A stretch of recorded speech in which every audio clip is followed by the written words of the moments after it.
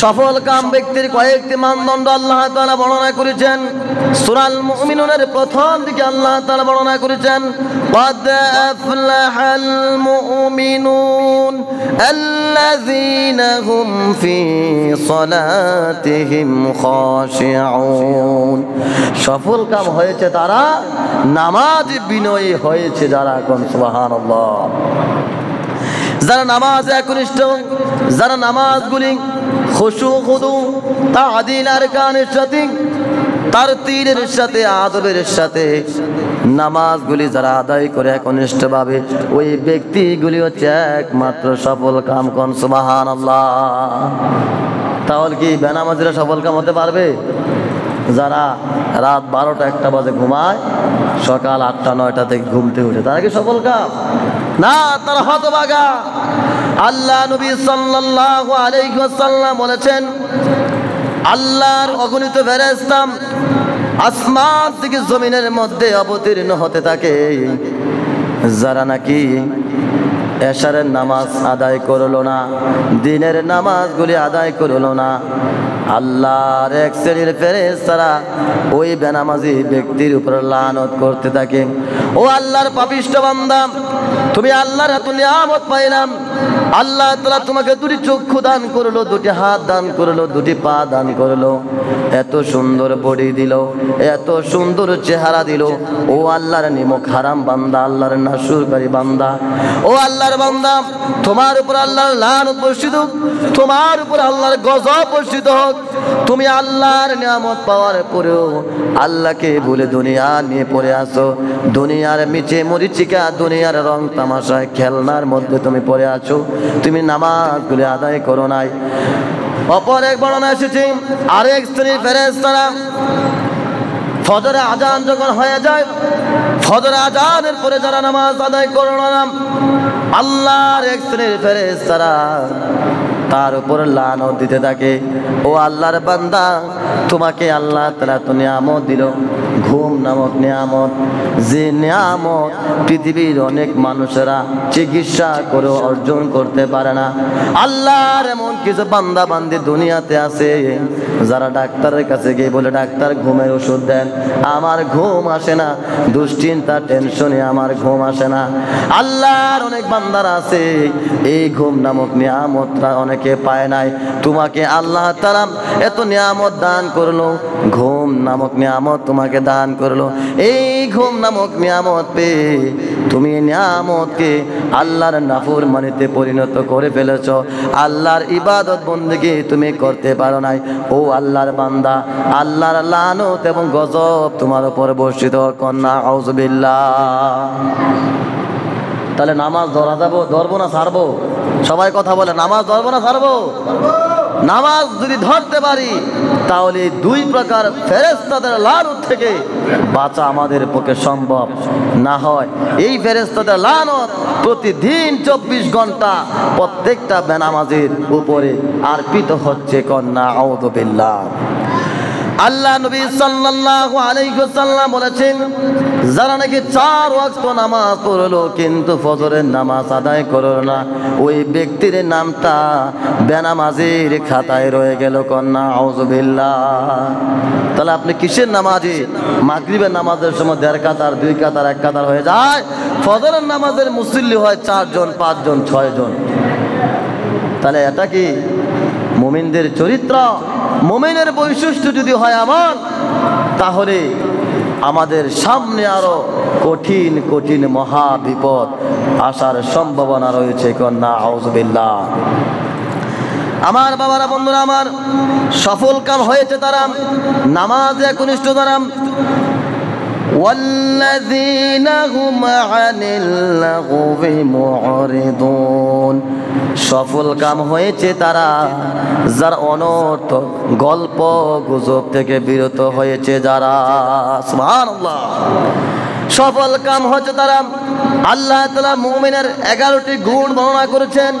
2 number মুমিনের গুণ হলো তারা যেখানে সেখানে বসলে শুধু গল্প গুজব, অনর্থক কথাবার্তা, গালাগালি, ফাহশা কথা, অশ্লীল কথা, গীবত, সুগলকারিতা এগুলো করবে না।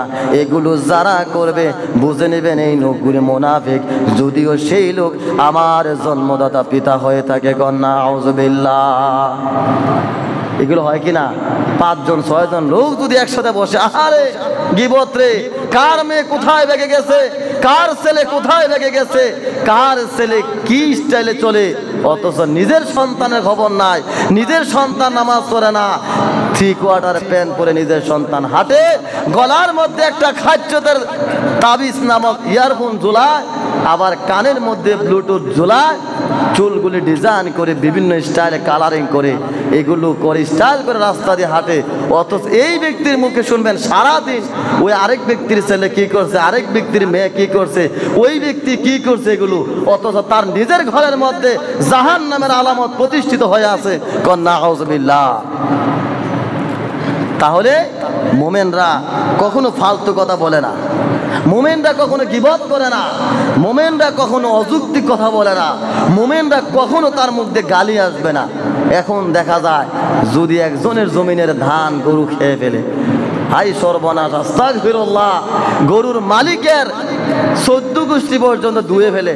আবার গালি স্টাইল কি জানেন? গুজ দিয়ে লঙ্গি কাশি বেঁধে লঙ্গিটা একটা কানের ধরে আলগি দিয়ে কি ধরনের বিশ্রী বিশ্রী গালাগালি করে। এই লোকগুলি কখনো জান্নাতে যাবে না, কারণ তারা আল্লাহর নিমক হারামি করতেছে।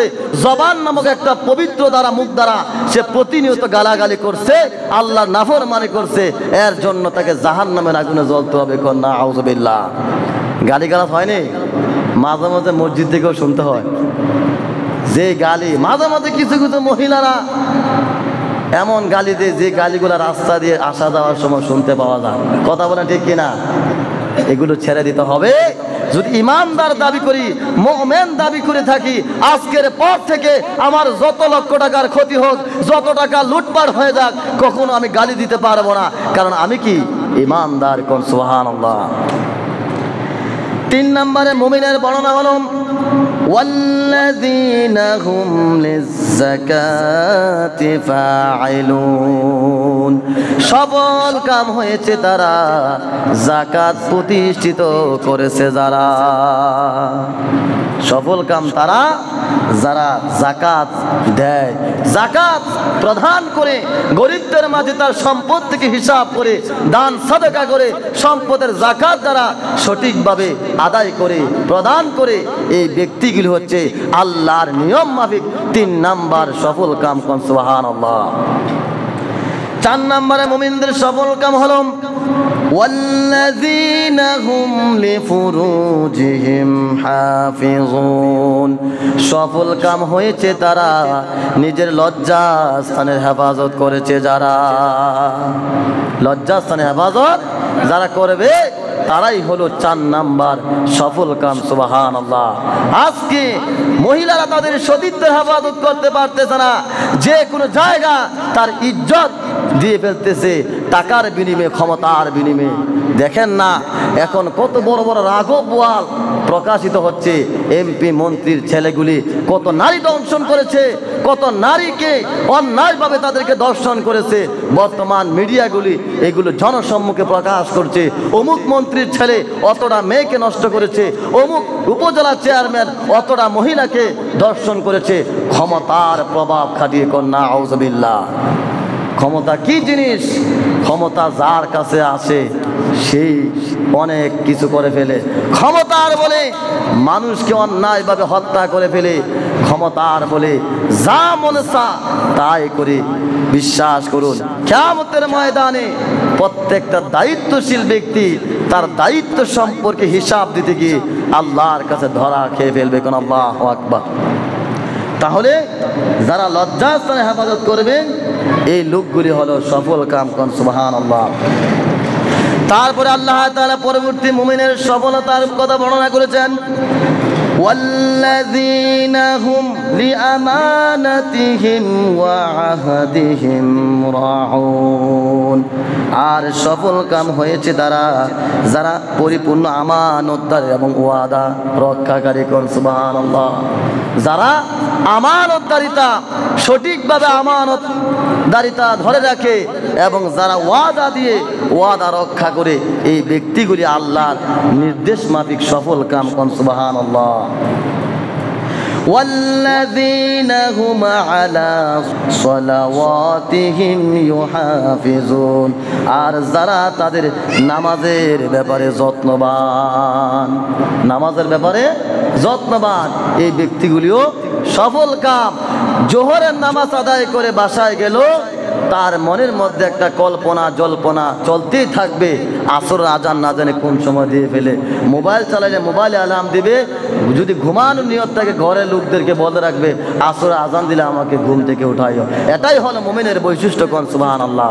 আর আমরা কি করি, মাঝে মাঝে কিছু কিছু নামাজি আসলে ঠেককে আমরা বলি না, ঠেকে পড়ে মসজিদে আসে, দেখা গেছে 4 জন লোক একসাথে বসে আছে, তখন দেখা যাচ্ছে সে নামাজে আসবে না, কিন্তু সে পরিস্থিতি শিকারে নামাজ পড়তে আসছে, এই ব্যক্তির নামাজ কবুল হবে না। কারণ নামাজ পড়বেন আপনার নিজের লাভের জন্য, আপনি নামাজ পড়বেন নিজেকে আল্লাহর আসামির কাজগুলো থেকে বাঁচার জন্য, আপনি নামাজ পড়বেন লোক দেখানোর জন্য, এই নামাজ আল্লাহর দরবারে কখনই কবুল হবে না। কোন নাউযুবিল্লাহ।